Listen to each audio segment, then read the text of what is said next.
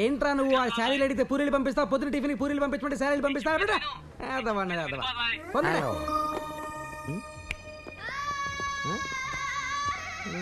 ఈడెవడు? వీళ్ళ అన్నయ్య ఫ్రెండ్ కి తమ్ముడి ఫ్రెండ్ అంటే ఈయన ఫ్రెండ్ కాదనమాట, నీతో డీల్ చేయి. చూసావా వాడి పొగరు? చూస్తున్నాను. ఏం కావాలి సార్ మీకు ఇంతకి? మా ఓడికి చీర కావాలి. ఏం ప్యాంట్ ఇబ్బందిగా ఉందా? చీర ఎడికి కాదు, ఇది గర్ల్ ఫ్రెండ్ కే. ఆ విషయం వాడికి తెలుసు, కానీ కావాలని హర్ట్ చేస్తాడు. ఓకే నేను డీల్ చేస్తాను కదా. చీరలు చూపించు. చీరలు ఉతకక్కర్లేదు, చూపిస్తే సరిపోద్ది. థ్యాంక్స్. దీని రేట్ ఎంత? 1,00,000. ఎందుకు నా మీద నీకంత కక్ష? నేను మాడుతున్నాను కదా. సారీ. ఇంకోటి చూపించు. ఇదంతా 1000. చూసావా? అయితే 1,00,000 లేకపోతే 1000. నా రేంజ్ మాత్రం చూపెట్టాడు. మిమ్మల్ని కొనమని ఎవరు బలవంతం చేసేసారు ఇప్పుడు? ఇప్పుడు ఈ చీరకు 1,00,000 రూపాయలు పెట్టడం కరెక్టేనంట. డౌట్ లేకుండా. ఓకే, ఈ చీర 1,00,000 అని ఇంకెవరితోనో చెప్పించు, నేను కొంటాను. నేను చెప్తున్నాను కదా 1,00,000. నువ్వు కాదు ఇంకోటితో చెప్పించు. ఏంటి బాబాయ్ గొడవ? ఈడు చెప్తే మీకు ఓకేనా? నువ్వు తప్ప ఎవరు చెప్పిన ఓకే. కానీ ఒక షరతు, ఇతను చెప్పిన రేటుకే చీర నువ్వు నాకు అమ్మాలి.